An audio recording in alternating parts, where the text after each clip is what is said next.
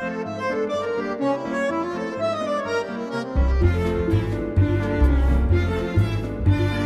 now, and yeah, PASW staff, clients, and friends joining us. Welcome to a Tuesday class. Yeah, I said Tuesday. It's Film Scoring Tuesday today because hope you had a great 3-day weekend for President's Day. I think there's a new president. Word on the street is so I thought we'd still do it. So we have you can get it into me by tomorrow, and we'll see the results for Friday. If you haven't played along, please play. It's not easy, but then most things in life aren't easy, so that's okay. You look at the scene, I take out the music, and you decide on what fits best. Not what's my favorite Michael Jackson song. No more Michael Jackson. And no more songs with lyrics unless I say it's okay. This one's not going to work either. So I don't do that to be hard, but we got to be learning something each time. And just listening to your favorite song doesn't teach us anything. Just like I don't put my favorite song in here. And sometimes these classes, I mean, some of the subjects, I mean, I love all the things that we learn about, but I mean, I also have to vary it up and make sure that it's important to the curriculum and our learning. So, yeah, okay, having said that, we're going to be looking at a really, one of the most famous biblical movies ever made. John Pace's favorite film. I think so. That's what he told me. It's a film that I don't know if I've ever finished watching, but that doesn't mean it's not good. It's long, but it's epic and deserves to be a lot of great things about it. So we're going to take a look at it. And the movie I'm talking about is the 1956 film, The Ten Commandments.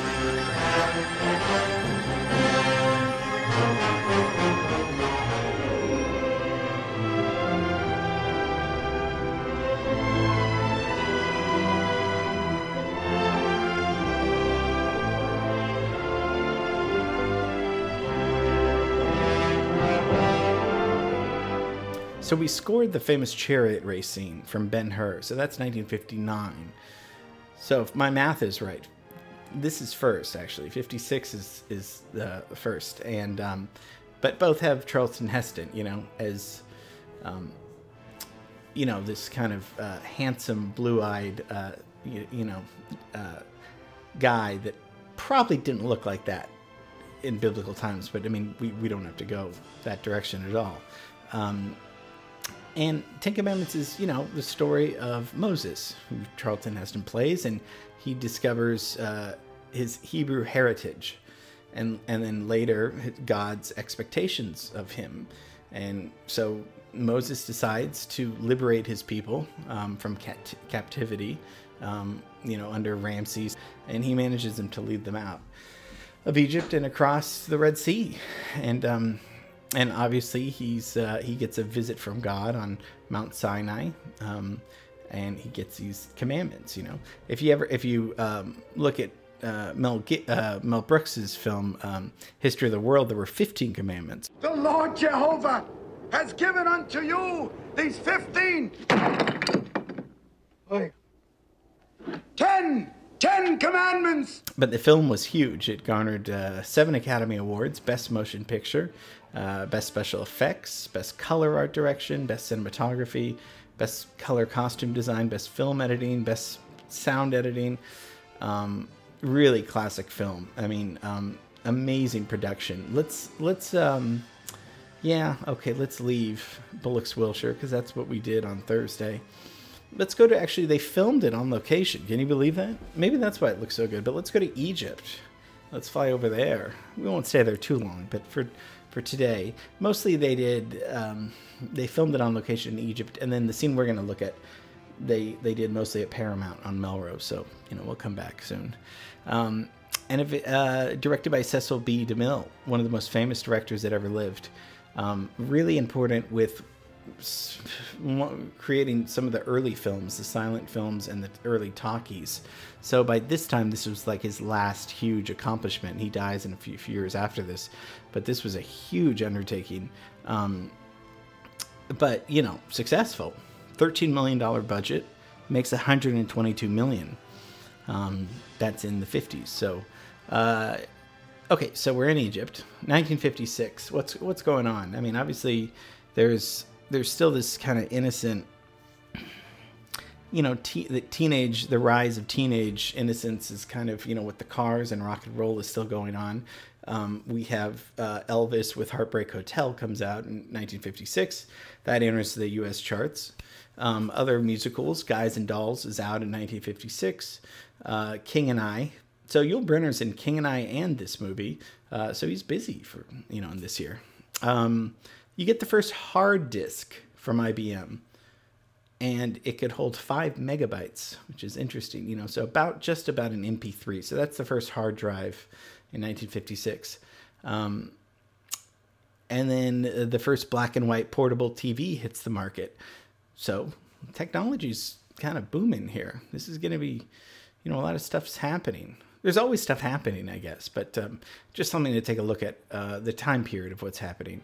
Charlton Heston is Moses. We got Yul Brynner, Ann Baxter, the lovely Ann Baxter, Edward G. Robinson, I didn't say Gene. Yvonne DiCarlo, which is, Hey Now, so that's good. And the scene we're gonna be looking at is the very iconic scene where Moses parts the Red Sea.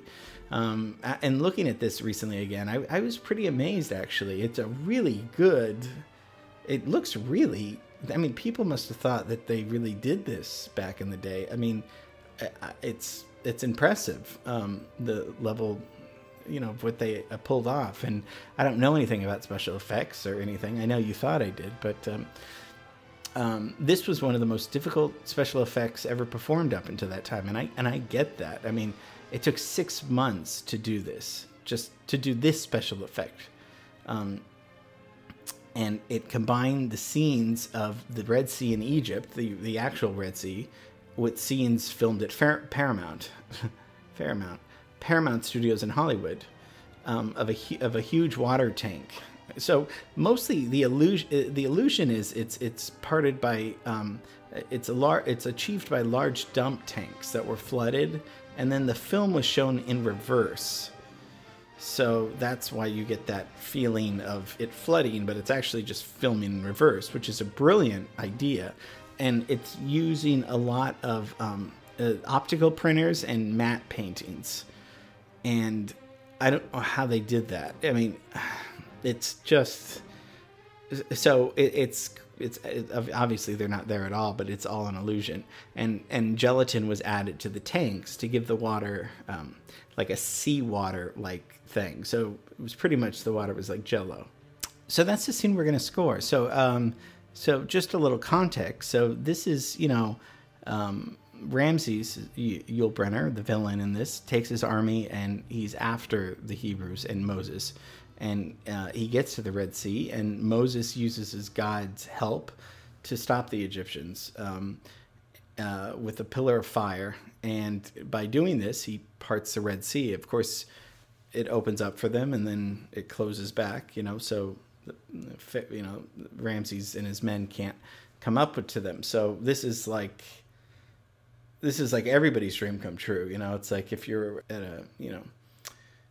at a dead end, you say, God, can you open up the door? And he opens it up. So, it's perfect. So that's the context of what's going on. So they're escaping for their lives, but, so it's not, it's not a comedic scene.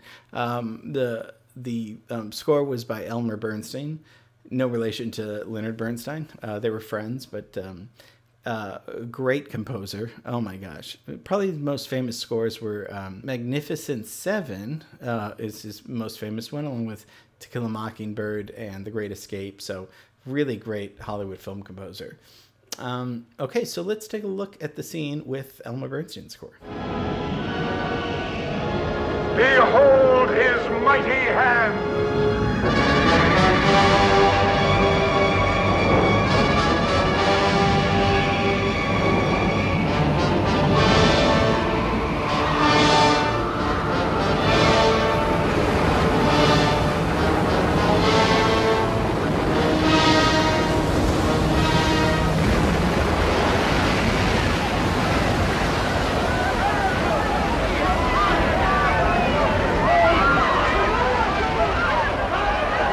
So amazing scene, right? It's terrifying, the scene.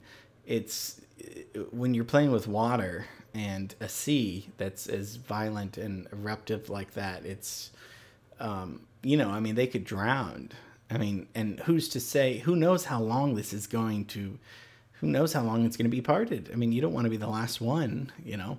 I'd be pushing my way toward the front, but that's just me.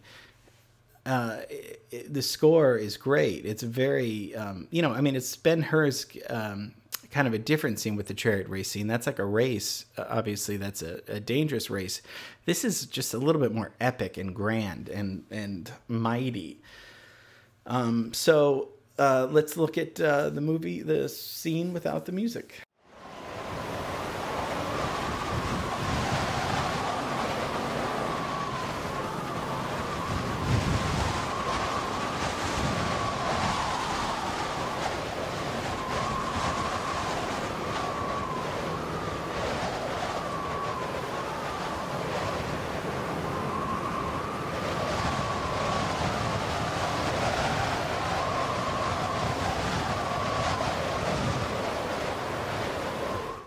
Pretty scary without the music. It's a scary scene.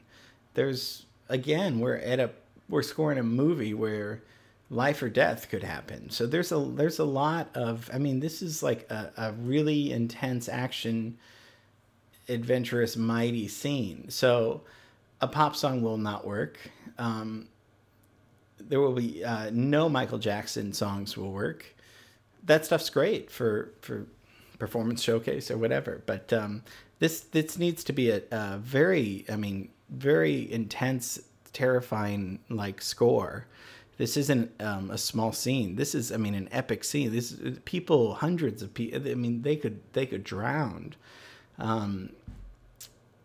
and because it's Moses and God, it's this very. There's just a lot at stake here. So you're going to have to come up with a score that's going to be like that. So I don't, no songs, lyrics won't fit with this because we got to really capture the drama of the scene, the life or death thing. So you're going to be great. I'm always here for questions. And get it to me by tomorrow. And we're going to score Cecil B. DeMille's The 10 Commandments. And it's going to be really exciting. So love you and miss you.